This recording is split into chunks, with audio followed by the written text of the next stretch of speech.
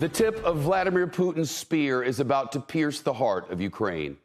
In a midnight address, their president, Zelensky, told his nation that Russian troops will likely storm Kyiv tonight. President Zelensky said the fate of Ukraine is being decided now and called on his citizens to defend the capital with their very lives.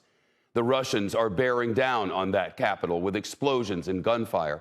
And if they take that capital, the question is what happens to Vladimir Zelensky, his family, and his cabinet.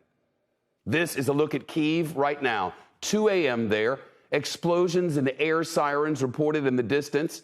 Up until now, Russian troops have faced much stiffer resistance than the Pentagon says they expected during this full-scale invasion.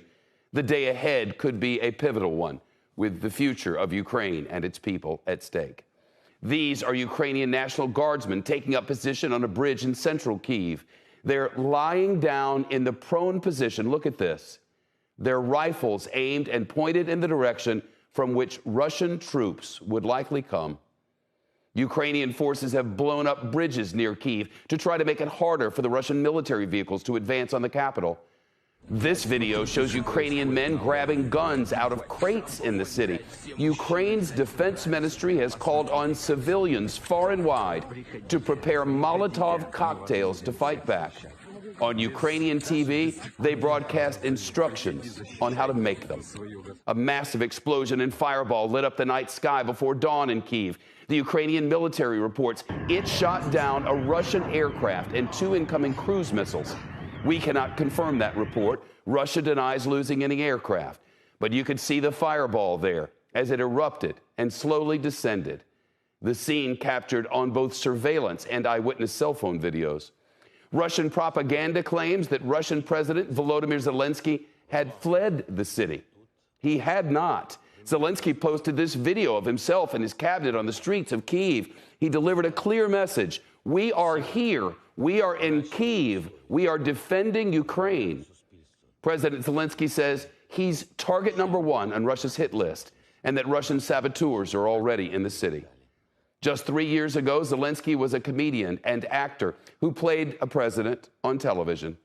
The Pentagon has warned Putin wants to decapitate Ukraine's government and install its own puppet regime.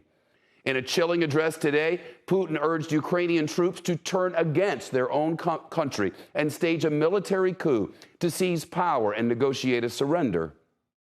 Don't let neo-Nazis and Banderites use your children, your wives, and old people as human shields. Take power into your own hands. It seems that it will be easier for us to come to terms with you than with this gang of drug addicts and neo-Nazis who settled in Kyiv and took all Ukrainian people hostage. Words that mean nothing and full of lies. Some of the fiercest fighting has been in and around the city of Kyiv in the east, not far from the Russian border in the northeastern Ukraine. The wreckage of destroyed Russian military vehicles left smoldering. Ukraine's military claims it's inflicted heavy losses and killed nearly 3,000 Russian troops. Here again, we have no way to verify that report. This is surveillance video showing a column of Russian military vehicles pushing up from southern Ukraine. And look at these Russian soldiers trying to break and disable the cameras in an attempt to hide their movements.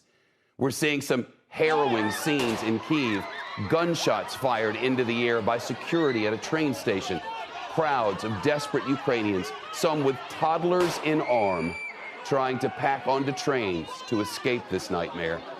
Dramatic video from a suburb of Kyiv shows an armored military vehicle swerving and crashing on a coming car on a public street.